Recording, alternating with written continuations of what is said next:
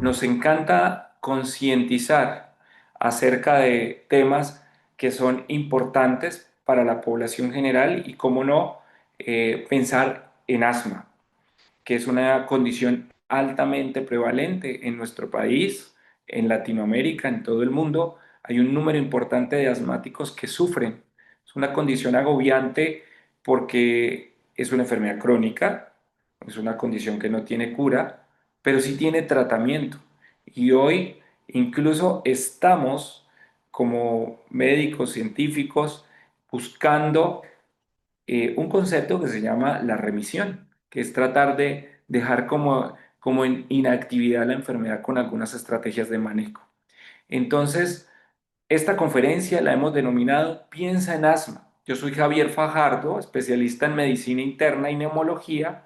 Trabajo en cuidados respiratorios integrales en el Hospital Universitario de Santander, en la ciudad de Bucaramanga y Colombia, y soy profesor universitario. Los puntos que les presento en esta conferencia hacen parte de la revisión de los datos actuales acerca del tema que hemos escogido, y las opiniones reflejan mi punto de vista. 6 cosas que quiero que revisemos en esta conferencia, y es: ¿qué es asma? ¿El asma se puede controlar? ¿Cómo yo puedo alcanzarlo e identificarlo? Miramos un poco también el tema de los glucocorticoides sistémicos en asma. ¿Se deben utilizar? ¿Sí o no? ¿Por qué, digamos, algunos reciben este tipo de intervenciones en la emergencia o de uso crónico para la estabilidad de la enfermedad? ¿Qué alcances ha tenido el tratamiento del asma? Miraremos algunas de las preguntas que hacen los pacientes de manera frecuente y dejaremos unos mensajes de valor para que podamos comentarlos, llevarlos, extenderlos, y que muchas más personas entiendan acerca de esta enfermedad. ¿A quién le preguntamos sobre la enfermedad? Es lo primero que quiero tocar en esta conferencia. Muchas veces, como pacientes, como no personal de la salud, vamos a las herramientas de búsqueda digitales, y por acá puede aparecer Google, entre otras, incluso herramientas de inteligencia artificial que en cuestión de segundos nos otorgan una respuesta. Pero ¿será la respuesta apropiada? ¿Estará minimizada, maximizada la respuesta o la connotación de la enfermedad? Por aquí, cuando coloqué ¿qué es el asma?, me aparece la primera referencia, National Geographic Latinoamérica, que es una referencia aceptable y nos habla un poco de temas que son importantes o subtemas, como si tiene cura la enfermedad, de que hay un día dedicado a hacer conciencia a nivel mundial de la enfermedad, y un poco la panorama o el panorama que tiene la Organización Mundial de la Salud sobre esta condición. Pero nos aparecen otras referencias muy diversas, heterogéneas también en esa información, y digamos que tenemos que mirar con mucho cuidado. Algunas referencias vienen cargadas de fotografías o infografías que son impactantes. Miren, incluso dentro de lo impactante, uno de mis pacientes llega al consultorio y dice: doctor, entré a Infobae y encuentro esto que me dejó preocupado, porque si soy asmático, puedo duplicar el riesgo de tener diabetes. Y me citó específicamente el dato de los 17 millones de personas, de 14 trabajos de investigación que se habían hecho y que se habían revisado para ver la asociación entre estas dos condiciones, asma y diabetes.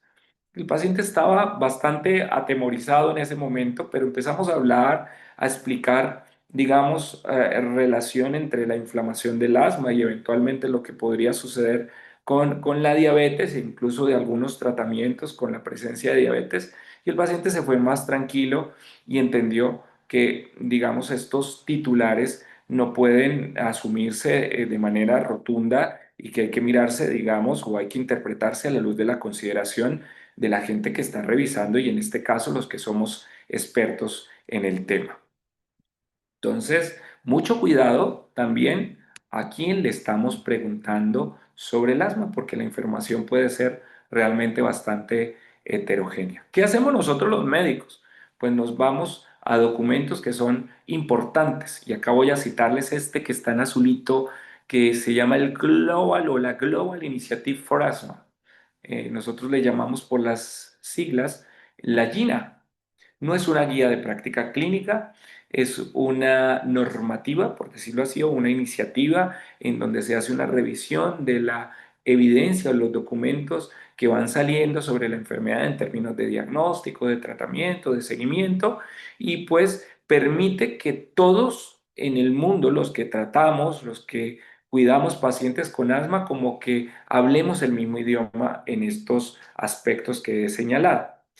Otra de los documentos que también es de acceso, de fácil acceso incluso, es la GEMA, que es la guía, entonces es una guía de práctica clínica de los españoles. También tiene injerencia de otras sociedades científicas europeas, e incluso tiene algunos módulos que uno puede revisar para pacientes y que tienen información que es absolutamente confiable, incluso los invito a revisar.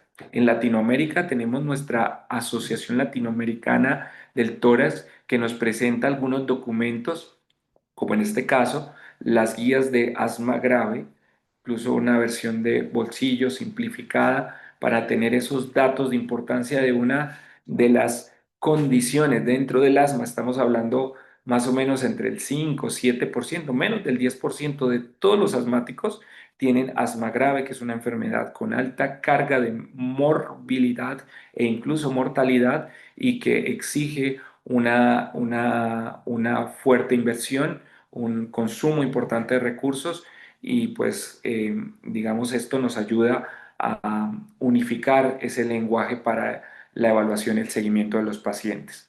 Y pues en Colombia tú colocas asma, Colombia, y guías y aparece esto. Es una guía de práctica clínica, tiene el rigor de una guía de práctica, pero en este caso está enfocada a lo que se hace con los niños y niñas en nuestro país en términos de diagnóstico, de atención integral y seguimiento en asma. Esta guía, si ustedes observan ahí la fecha, es del 2013.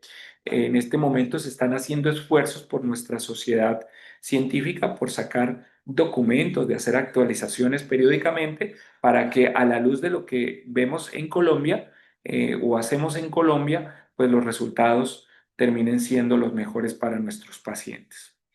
Bueno, pero entonces, con todo esto, información heterogénea, información un poquito o definitivamente más confiable, ¿qué es el asma?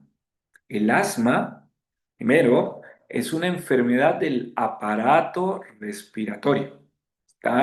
Estamos en las vías respiratorias, en los bronquios, y es crónico, crónico. Ya vamos a ver qué es crónico porque la interpretación de crónica para algunos pacientes, para gente que no hace parte del personal de la salud, crónico podría tener una connotación diferente que da lugar el asma a síntomas como tos, como presión en el pecho, como pitidos, que técnicamente las denominamos sibilancias, falta de aire o ahogo, en donde esta representación clínica es originada por bronquios, vías respiratorias, son los tubitos por donde pasa el aire, que se encuentran inflamados y por ende obstruidos al paso de aire en respuesta irritativa a distintos estímulos ambientales. Repito, enfermedad circunscrita al aparato respiratorio de evolución crónica con unos síntomas característicos y que son derivados de una inflamación que obstruye los tubos o bronquios por donde pasa el aire. La intensidad de estos síntomas es muy variable entre persona y persona. Yo no sé si ustedes mencionen por allí en los comentarios si han escuchado algunos asmáticos que como que la enfermedad puede ser como inaparente, pero otros que están, como decimos en Colombia, completamente comprometidos o llevados en donde tienen que ir frecuentemente a emergencias, consumen un número importante de medicamentos de alivio, reciben glucocorticoides periódicamente. Es decir, la intensidad de los síntomas es variable y cambia a lo largo de los días y de los meses. Puede ser que en una temporada el asma sea un poco más intensa, en otra menos, pero quizá quiero destacar ese concepto, la variabilidad. El asma es una enfermedad respiratoria de los bronquios crónica que tiene un comportamiento variable en la sintomatología y en la evidencia objetiva de esa obstrucción de los bronquios, que la podemos pescar nosotros los médicos con unos exámenes que para el que tiene asma la tiene clara, y es la espirometría o el flujo expiratorio pico medido a través de un instrumento que utilizamos, entre otros. Entonces, variabilidad es ese adjetivo de la enfermedad.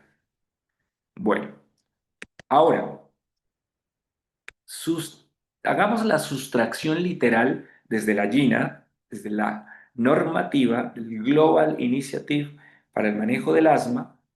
¿Qué dice? El asma es una enfermedad heterogénea. Eso quiere decir que un asmático puede tener un matiz clínico y paraclínico determinado, otro puede tener otro espectro o presentación clínica y paraclínica, algunos asmáticos unos rasgos inflamatorios A, otros unos rasgos inflamatorios B, es decir, todos los asmáticos o hay clústeres de asmáticos, diferentes grupos. Hay una heterogeneidad en la presentación de la enfermedad que se caracteriza por una inflamación crónica de las vías respiratorias, muy de lo que habíamos hablado en la anterior diapositiva, en donde hay síntomas respiratorios como pitidos en el pecho, ya dijimos que son las sibilancias, dificultad para respirar, opresión en el pecho y tos que varían con el tiempo y en intensidad junto con una limitación variable del flujo del aire expiratorio. Recuerden que eso es medido por pruebas objetivas que tenemos en medicina respiratoria. Ojo, el asma no es una condición episódica, es decir, de momento se quitó el asma y de pronto vuelve a aparecer en otro momento y se quitó. El asma no es una condición aguda recurrente, es una condición crónica. Ahora, dijimos que la palabra crónica podría tener, digamos, alguna connotación para las personas que no hacen parte del personal de la salud, y ya lo vamos a ver. Ahora, literalmente, obstruidos es ver lo que están viendo en esta diapositiva. Miren el pulmón con asma que está aquí a mano derecha de sus pantallas. Observen estos bronquios, tienen una luz o la parte central por donde pasaría el aire un poco más estrecha que los bronquios de un pulmón sano. Y esto puede suceder con el tiempo. Esto que se ve más rosado permítanme, voy a tratar de colocar un puntero láser aquí. Esto que ustedes ven acá y estoy señalando, pueden ser cambios que pueden suceder con el tiempo en el asmático, de tanta inflamación, mucho tiempo, que se controla parcialmente o no se controla, puede haber cambios de remodelación de la vía aérea. Las glándulas se vuelven más eficaces en la producción de moco, un moco que puede ser más denso, que empeora ese huequito por donde pasa el aire. El músculo se vuelve un poco más denso y con más vigorosidad en la contracción. Entonces, todas estas circunstancias hacen que el flujo se vuelva un poco o haya mayor limitación al paso del aire por esas vías respiratorias, a diferencia de unos bronquios en donde su músculo está relajado, la pared en su grosor pues no está tan remodelada, no está remodelada, y hay una producción normal de moco, porque el moco en las vías respiratorias incluso hace parte, es normal, solo que se vuelve anormal cuando es excesivo, cambia su composición. Eh, eh, el moco está en los bronquios del pulmón sano normal, en cantidad y en calidad. Ahora, miremos desde el punto de vista microscópico. ¿Ya vieron ustedes ese bronquio que se veía más estrecho? Ahora miremos qué pasa en la pared de esos bronquios. Hay un recubrimiento interno de esos bronquios que está compuesto por células. Miren, son células que están ahí, aquí de pronto, acá está la luz del bronquio, y en esa pared bronquial, esas células también están mezcladas con células que hacen la primera contención, son células del sistema inmunológico y hacen contención de esos antígenos y sustancias que son desconocidas para el organismo. Recuerden que respiramos alrededor de 12.000 a 14.000 litros de aire en el día. O sea, entra cualquier cantidad de impurezas, de antígenos, de humos, polvos y demás, y deberá haber un sistema de constitutivo de defensa, pero también una inmunidad, unas células de defensa que estarán listas a hacer el reconocimiento de eso que es extraño al organismo. Entonces, esas células dendríticas, que son estas, uno las tiene, no se ven, no se ven, se tienen que revisar en la microscopía, pero esas celulitas llegan y capturan esos antígenos y ellas entran al organismo y van hacia los batallones, digo yo, que son los ganglios linfáticos, y allá se encuentran con unos linfocitos. Hagan de cuenta que son como soldaditos que se programan para ir a generar, digamos, una respuesta frente a esos antígenos. Entonces, esas células, desde el punto de vista inflamatorio, pueden tener una diferenciación. Nosotros le llamamos linfocitos ayudadores o helper en inglés, por eso acá ustedes ven TH del tipo 2 que producen una número o una cantidad de, digamos, sustancias de la inflamación, nosotros les llamamos interleucinas, que activan más células inflamatorias. Fíjense que esto es como un efecto dominó. Acá se capturó el agente extraño, se alertaron unas células del organismo, se programaron esas células del organismo para producir ciertas sustancias, algunas que elevan la cantidad de células como los eosinófilos, le llamamos así, otras que facilitan de pronto la diferenciación de las células B en células productoras de anticuerpos, otras que hacen que también haya remodelación o cambios tróficos en esos bronquios. Entonces, fíjense que frente a esa respuesta que parecería normal al agente externo, se desencadena una inflamación que podría hacer daño. Y esta inflamación no es genérica para todos.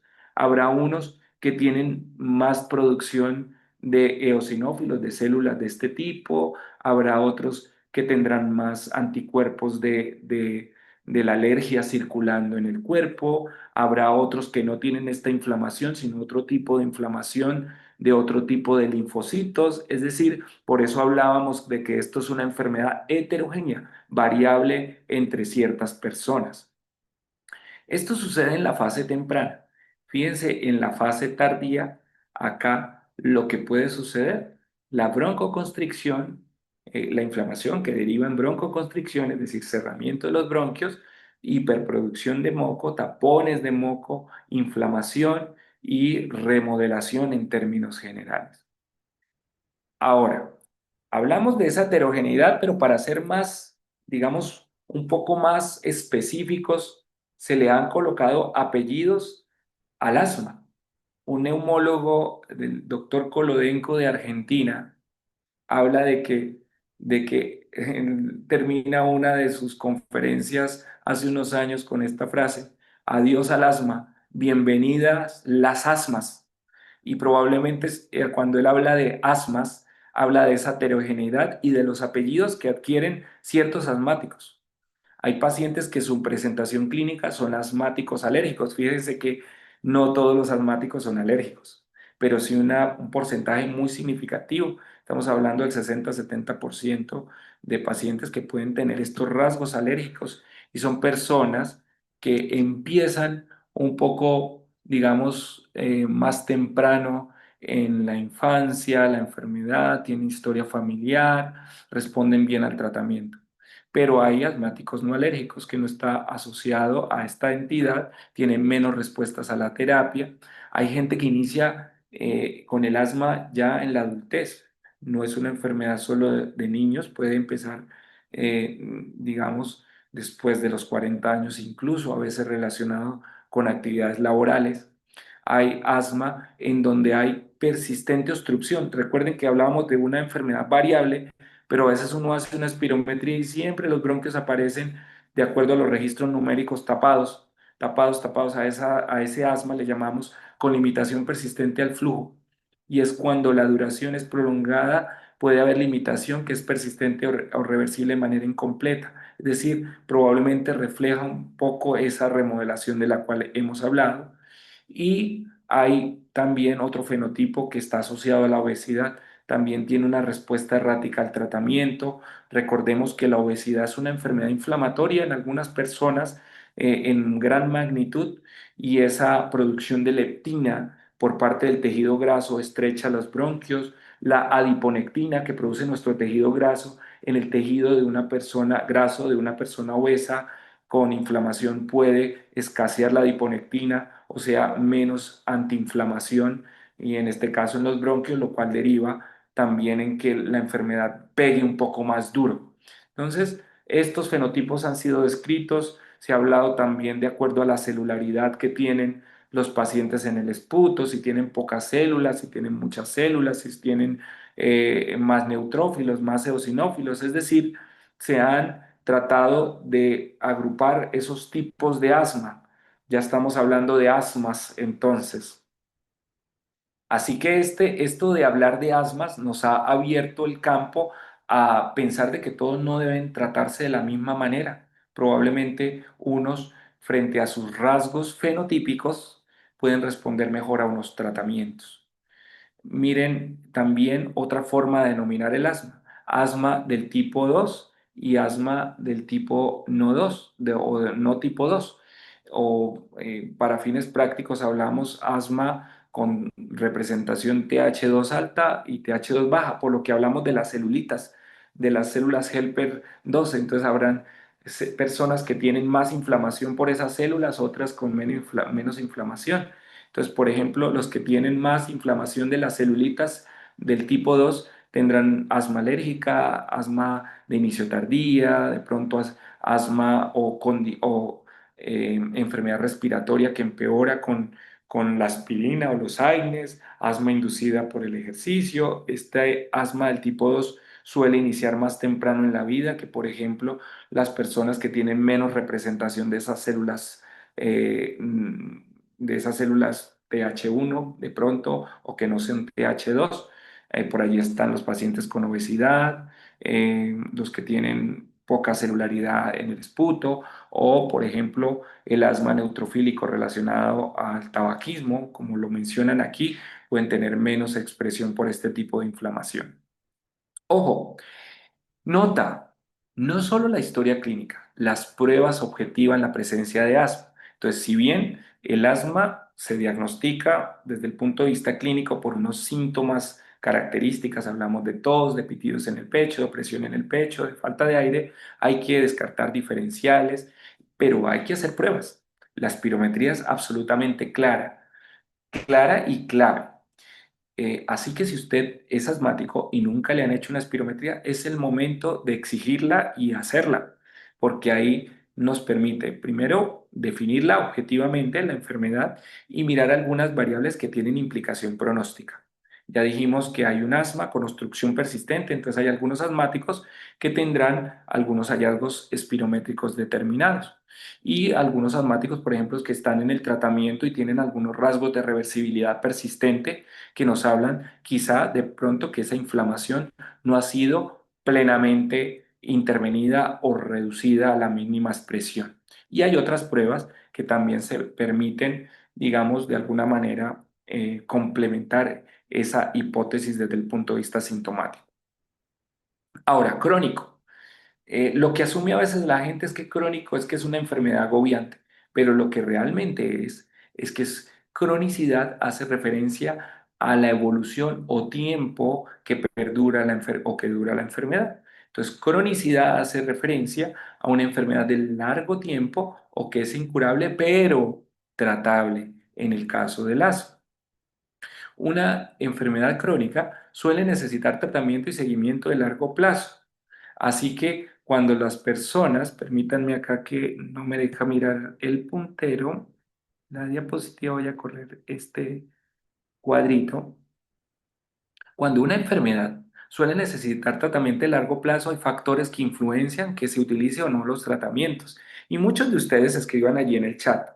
Muchos de ustedes habrán escuchado que los inhaladores generan adicción, que dañan el corazón, que al final pueden derivar en complicaciones graves, paro cardíaco, en temblor, que inquietud, que ansiedad. Y no hay, digamos, algunos comentarios que están lejos de la realidad, pero sí hay algunos factores que nosotros los médicos tratamos de revisar, y es que cuando los regímenes de tratamiento son muy complejos, cuando hay muchos inhaladores, cuando la técnica para hacer las inhalaciones con estos dispositivos es difícil, cuando los pacientes no ven una eficacia a corto plazo, cuando hay efectos adversos, cuando los costos son altos, pues muchos pacientes desisten del tratamiento desafortunadamente. Y es por eso que siempre, y me gusta mucho lo que Gina plantea, de que el médico siempre debe revisar la preferencia del paciente. Y hoy los médicos somos más abiertos a dialogar con el paciente, qué es lo que el paciente quiere, cuáles son sus expectativas, y también poder entregar cuáles son las expectativas desde el ámbito médico. Hay factores no intencionales como factores relacionados a la edad, los olvidos, las comorbilidades u otras enfermedades que a veces hacen pensar en que, uy, no, de pronto si hay una enfermedad cardíaca utilizar inhaladores como que no, o también aspectos que tienen que ver con la seguridad social, que por ejemplo en algunos países de Latinoamérica está pasando por situaciones difíciles, porque la cobertura en aseguramiento puede no ser plena, no puede ser completa, puede estar literalmente escrita, pero en la práctica no ser tan así. Entonces eso hace que también los pacientes se nos pierdan en los tratamientos, o pérdidas de la adherencia intencionales, en donde la percepción del paciente, las expectativas, los aspectos culturales. Nosotros aquí en Colombia tenemos algunas etnias indígenas, y pues allí hay algunas creencias que son totalmente respetadas por nosotros, pero que de repente en algunos momentos retrasan el inicio a algunas terapias que son importantes. Hoy estamos tratando de trabajar en estos aspectos entre todos. Bueno. Lo que queremos hacer, miren esta foto es divina, tratar de dialogar con el médico. Mira, es que yo pienso esto, ¿tú qué opinas? No, mira, yo opino esto, le dice el médico, y entre los dos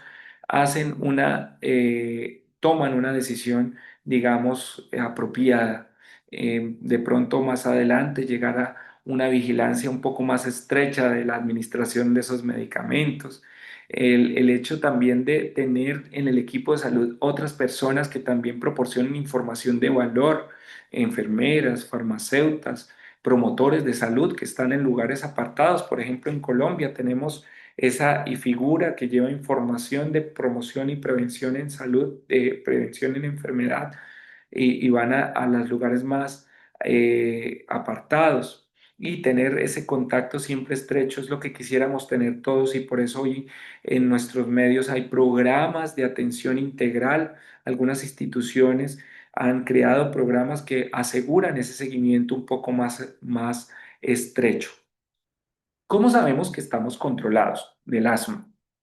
Entonces, yo diría que estos cuatro dominios son los dominios importantes del control de la enfermedad. Y es el hecho de no utilizar corticoides sistémicos, orales o inyectados. Voy a hablar de los nombres de los orales: el de Flazacor, la prednisona, la prednisolona, el metilprednisolona, la hexametasona; inyectados, la hidrocortisona, la metilprednisolona, la dexa, la beta. Bueno, todos estos medicamentos, el hecho de no estar utilizándolos probablemente nos hable del control. La ausencia de crisis, de hospitalizaciones, que el margen de síntomas esté bajo y que la espirometría esté un poco mejor, seguramente son esos cuatro dominios del control. Y uno como paciente, y les pido el favor que lo tengan en cuenta, porque a nosotros nos gustan los pacientes proactivos también, proactivos que se dejan asesorar. Y probablemente una interacción vaga con el médico podría ser la siguiente. Llega el médico y le pregunta, señor, ¿cómo está su asma? Entonces el paciente le responde, bien, creo. Entonces dice el médico, bueno, pase la camilla. Y luego el médico piensa frente al buen control que le dice su paciente, la ausencia de signos importantes de dificultad respiratoria o de pitidos en el pecho. Entonces el médico dice, bueno, transcribo la fórmula anterior y continúa. Pero una interacción, digamos, juiciosa por parte del médico y del paciente sería aquella que está embebida en una entrevista empática en donde se identifiquen esos aspectos del control, que ya saben que no es solamente si el paciente se siente bien o no, hay algunos aspectos como mirar la función pulmonar, preguntar sobre las crisis, hospitalizaciones, consumo de esteroides en general, que nos ayuden de manera multidisciplinar a definir si hay control. Y ya los médicos contamos con algunas herramientas, por ejemplo, para cuantificar ese control de síntomas. Miren lo que utilizamos muchos. Eh, Este es el ACT, el Asthma Control Test. Son 5 preguntas que se puntúan hasta 5 y que uno a veces le coloca el cuestionario al paciente, voltea el monitor de la pantalla para que el paciente pondere esos síntomas que impactan en las actividades cotidianas, el ahogo, digamos, los síntomas nocturnos, el uso de aliviadores y la percepción de control del paciente nos ayuda, de acuerdo a un numerito, a definir si los síntomas, no la enfermedad en general, que se evalúa multidimensional, está bien controlado. Hay otros aspectos como el IQ, ¿sí? Como el ACQ-5 es un score de control que pues probablemente nos ayuda a determinar si las personas están con control de síntomas. O sea, no es solamente cómo se encuentra, sino miremos estas preguntas, miremos el puntaje y tomemos decisiones con base en ese puntaje. Ahora, si el médico como que no da, porque es importante saber que en Latinoamérica hay déficit de personal que se dedica solo a la neumología y pues algunos preguntarán, harán la entrevista como, ¿cómo está? Listo, vamos a la prescripción y chao. Pero si su médico no le pregunta, usted podría ir al grano y coméntele al médico sobre estas 4 cosas. Si el médico no le pregunta, usted diga, esto, bueno, doctor, yo le voy a contar una cosa y esto es sobre lo que ha pasado en el último mes. No he tenido síntomas o sí he tenido síntomas en el día, no o sí he tenido síntomas en la noche. 3, he utilizado el salbutamol más de 2 veces por semana o no lo he utilizado más de 2 veces por semana. Y fíjese, limitación para la actividad debido al asma. Si he tenido o no he tenido, vaya y dígale al médico o al promotor de salud estos 4 aspectos que le permitirán a él definir si está bien controlado, parcialmente controlado o no controlado.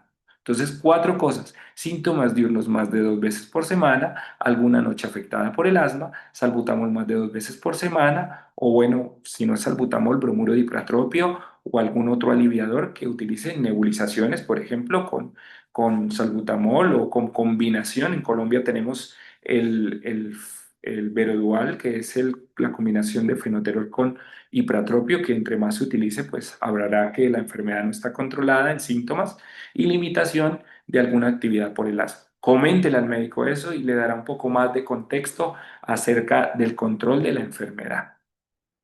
Ahora, 4 cosas que influencian el control del asma: la adherencia, cómo manipulas el inhalador, qué enfermedades y cómo juegan en contra. Y es que los asmáticos no vienen en un paquete de asma solo, vienen con asma, rinitis, rinosinusitis, reflujo, obesidad, apnea del sueño, depresión, ansiedad, entre otras condiciones que podrían hacer ver que el asma no está controlado, pero es efecto de la enfermedad que requiere un ajuste del tratamiento para, digamos, de alguna manera decir, bueno, ahora sí voy a escalonar el manejo o me quedo quieto en ese step up del tratamiento y las exposiciones de riesgo. Entonces, estos factores son los que influencian que lleguemos a ese control, a esos 4 dominios que mostrábamos, no solamente de los síntomas, hospitalizaciones, uso de glucocorticoides y función pulmonar. Bueno, Nosotros utilizamos esto, me encanta porque yo a los estudiantes de medicina les explico, se llama el ciclo de manejo y tiene una mnemotecnia que le sirve a uno incluso para aplicarlo para la vida. Evaluar, revisar, ajustar, o más bien revisar, evaluar y ajustar. Revisar, evaluar, ajustar. Yo le digo a ellos que recuerden por el nombre en inglés del oído, EAR. Revise, evalúe y ajuste. Y acá me gusta mucho porque en revisar pues se miran los rasgos de que tiene el paciente en síntomas, sus comorbilidades, su función pulmonar, pero me encanta esto, la satisfacción del paciente o en caso de que es un niño, de su padre o cuidador. Muy importante, hoy estamos mirando satisfacción, estamos mirando preferencias, miren. Entonces ya, digamos, el diálogo bidireccional es lo que estamos haciendo en asma. No es que el médico dice, "O aplícate este inhalador y mira a ver qué pasa", sino ven, miremos qué es lo que mejor se ajusta a tu rasgo en general. ¿Sí? Y potenciamos también todo este tratamiento con educación e información de habilidades. Muy importante. Entonces, queremos, al controlar el asma, alcanzar una reducción de los síntomas, una mejoría en la actividad, una reducción en la medicación de alivio y una mejor función pulmonar. Claro, allá le estamos apuntando. Y reducir de manera futura pues las exacerbaciones, los efectos adversos de medicamentos, la función pulmonar reducida y reducir el decline exagerado de la función pulmonar, pero quiero centrarme acá en uno de estos aspectos y es que miren ustedes que hay algunas cosas que podrían predecir exacerbaciones o crisis, es decir, ir a urgencias o consultarle al médico y es haber tenido crisis. Si usted tiene muchas crisis, seguramente le está anunciando a su médico que va a tener una próxima y el médico tiene que estar trinca, como decimos acá en Colombia. Uso excesivo de salbutamol, una persona que utiliza mucho salbutamol, mucho bromuro dipratropio, la mezcla de los dos, nebulizaciones de alivio, pues ya está, puede estar propenso a tener crisis, tener esos puntajes que denotan no control de la enfermedad, no adherirse al tratamiento, utilizar más el dispositivo o fumar o tener enfermedad nasal, ya saben, factor de riesgo para tener crisis. Hay que comentárselo a los promotores, a los promotores de salud, a los proveedores de servicios de salud. Para que los bronquios se tapen, es decir, para que la función pulmonar se dañe, el uso del cigarrillo. Hay asmáticos que fuman, es una realidad, que vapean, es una realidad. Entonces, eso cierra los bronquios, altera la función pulmonar, las crisis por no uso de glucocorticoides inhalados. Sí, los glucocorticoides inhalados son el tratamiento sine qua non por excelencia primario para el manejo del asma. Y para efectos adversos de medicamento, pues tener muchos medicamentos y por eso estamos tratando de simplificar los tratamientos, bajando la cantidad de glucocorticoides que los pacientes inhalan, si el paciente lo permite, porque habrán asmáticos graves que no permiten el descenso del glucocorticoide inhalado o que merecen unas intervenciones adicionales al tener asma grave para reducir esos glucocorticoides.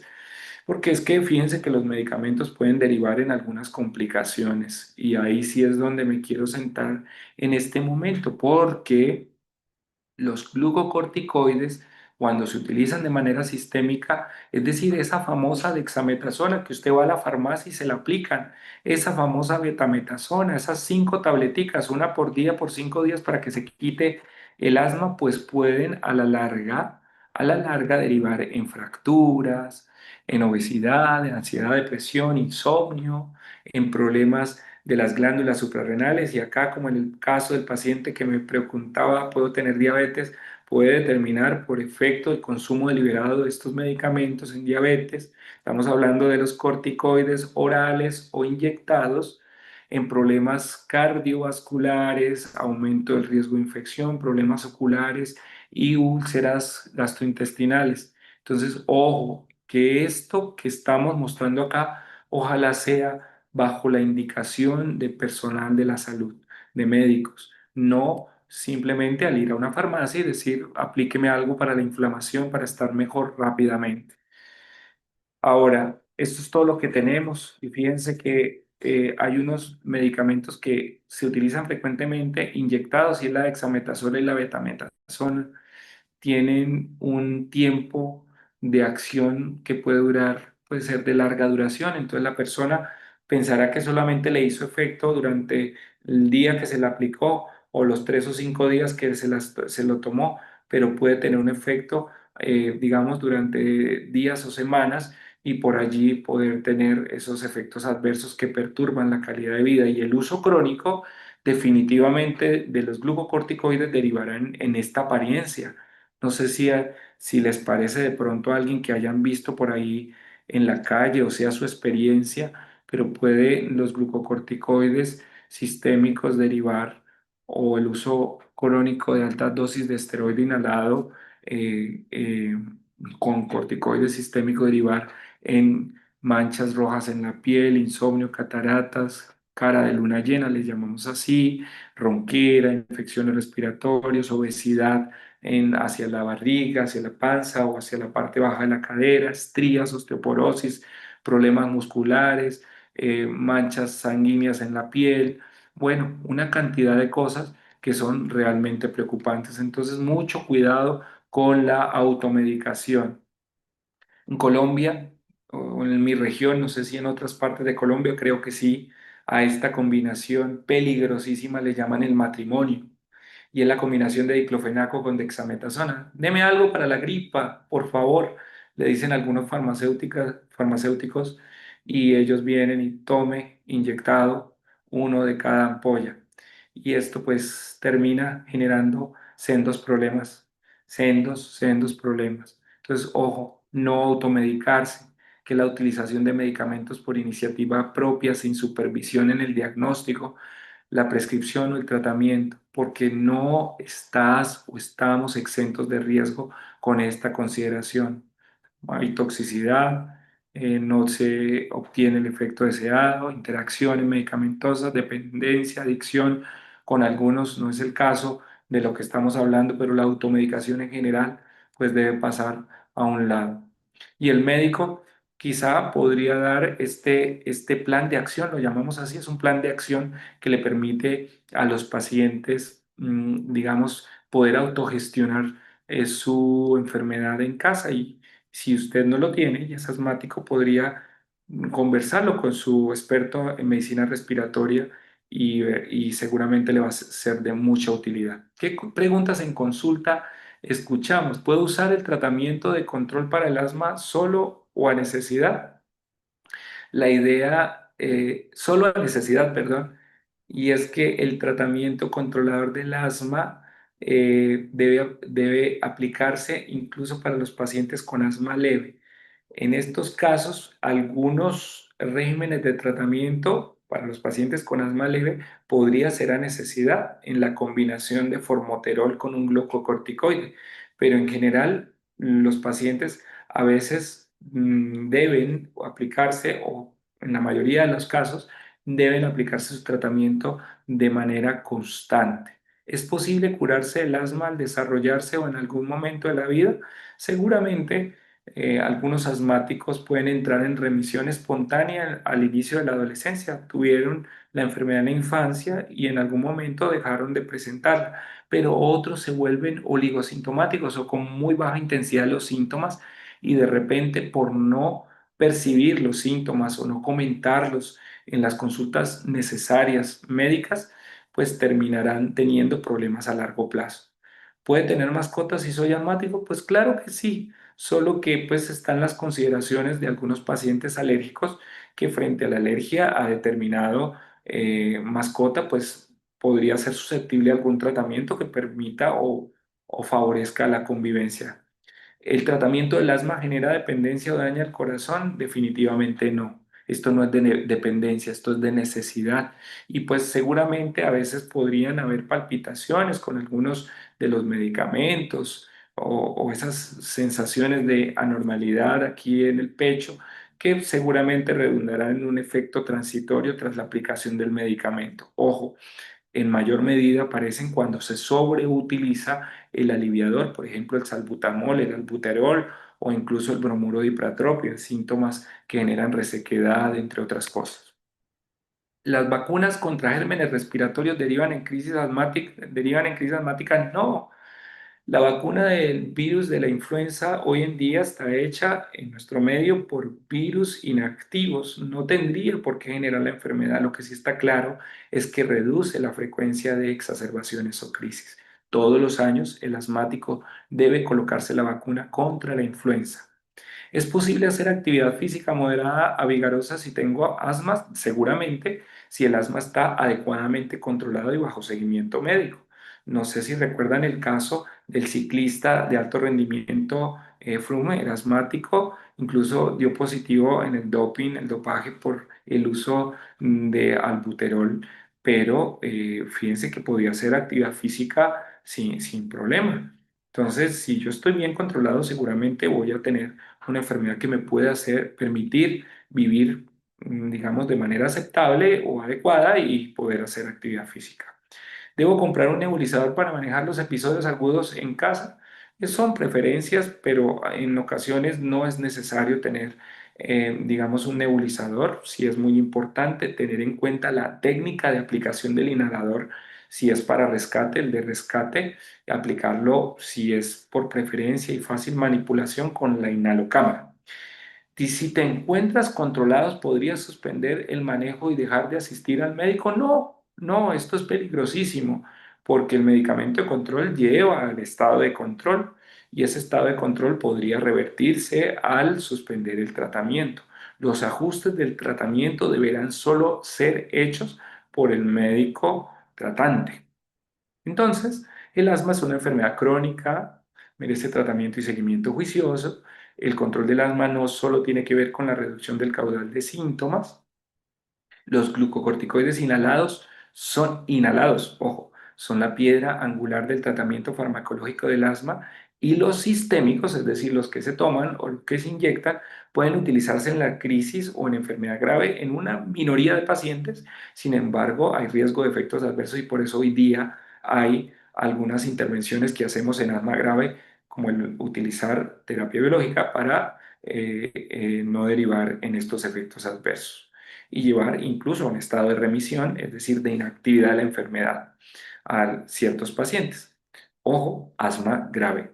Una relación cercana, sin barreras y de colaboración conjuntas entre el personal de la salud y los pacientes aseguran los mejores resultados. Y definitivamente los pacientes que conocen su enfermedad están en el deber de gestionar su bienestar, identificar factores de riesgo, signos de alarma, cumplir el plan de manejo y sobre todo, con estas informaciones que estamos dando y con esta oportunidad que Inspira nos da poder transferir esa información de valor al entorno, es decir, los pacientes, familiares, amigos, conocedores se deben volver educadores. Y con esto termino, les agradezco mucho por su atención y estoy atento a cualquier pregunta.